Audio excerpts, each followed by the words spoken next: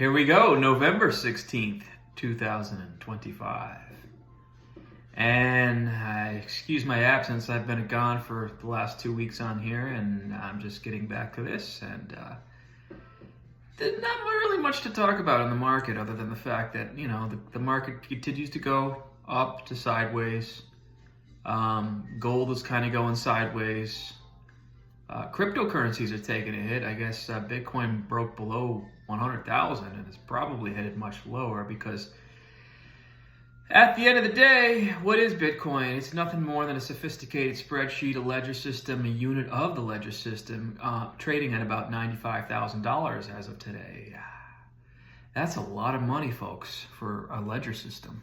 I mean, I can get an Excel spreadsheet for probably $40, right? So is it better than an Excel spreadsheet? I don't even think it could do as much as an Excel spreadsheet, but it's private and it's cryptography and all that sort of stuff, the technology that people are raving about and bidding the price up to $95,000, $120,000. I mean, you talk about a wild-ass speculative market. That's what we have today, folks. I mean, you got trillions and trillions of currency units being created to pump up the economy, and a lot of crazy stuff is going to happen, including a ledger system going for 125K. I mean, that's just the nature of the beast. So what do we got now? What do we got now today at November 26th? 16th rather. Not much happening.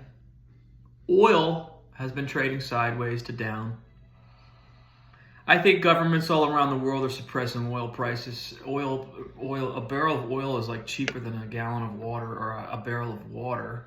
I mean, bottled water costs more money, or three large pizzas cost more money than a barrel of oil. Oil is trading at dirt cheap valuations. And now is the time to buy oil because oil is being artificially suppressed by governments all around the world to try to mitigate or hide the inflationary numbers. And that's what they're doing. They've got a war against oil. They have a war against the oil price. And they're trying to suppress oil in order to hide the inflationary numbers.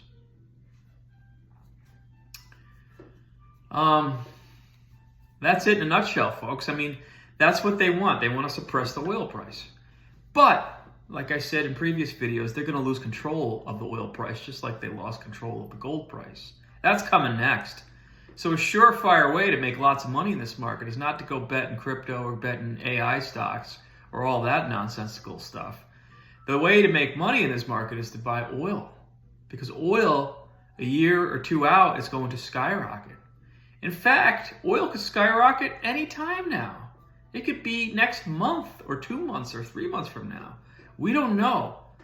But I will tell you this, there are some signs, and I'm not watching all of the major oil producers, but I'm watching one in particular, which is ExxonMobil. I have a pretty big, sizable position in ExxonMobil, and I have been watching that one. And what ExxonMobil's stock price is doing is it's creeping up, despite the suppressed oil price.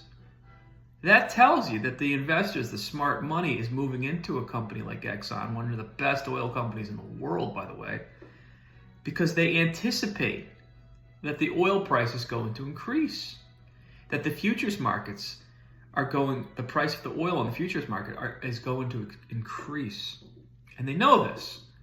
They might not be increasing in the futures markets currently, but they are going to increase in the near to medium term. So I've taken a sizable position in ExxonMobil, and what I've noticed about the stock is it's been creeping up from, $111 a share all the way to $120 a share, despite the oil price not doing anything but going sideways to down, even cheaper than it was before, because ExxonMobil it briefly touched 119 when oil got to close to $70 a barrel. But then oil corrected from $70 a barrel or $69 a barrel down to $59, $58 a barrel. And the Exxon stock has not even budged. In fact, it's gone up from 111 to 120. And now it's kind of trading sideways at 119. So the smart money, the big money, is investing into one of the greatest producers on earth because they can see that the oil commodity price is mispriced.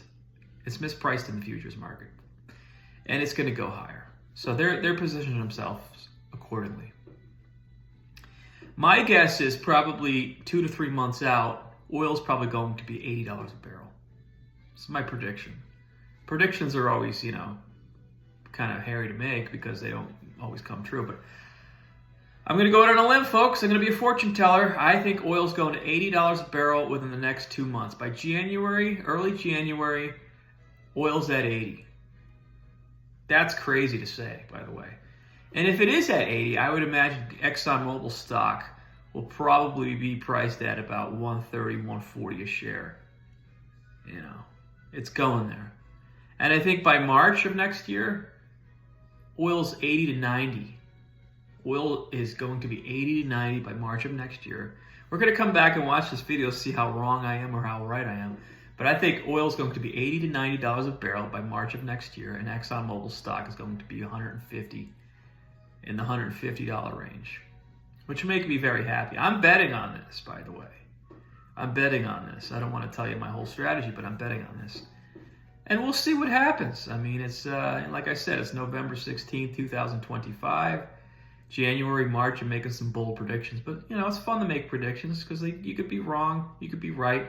A lot of market commentators make predictions all the time, and 80 to 70% of the time they're wrong, but 30 to 40% of the time they're right. Or should I say 20 to 30%? Get my arithmetic wrong, but anyway, watch oil prices. I think that's the big winner here. They're underpriced. I think the big loser is going to be crypto. I think the big winner that can continue on is gold. It's more of the same thing, folks. I mean, the government's out of control. Donald Trump is compromised.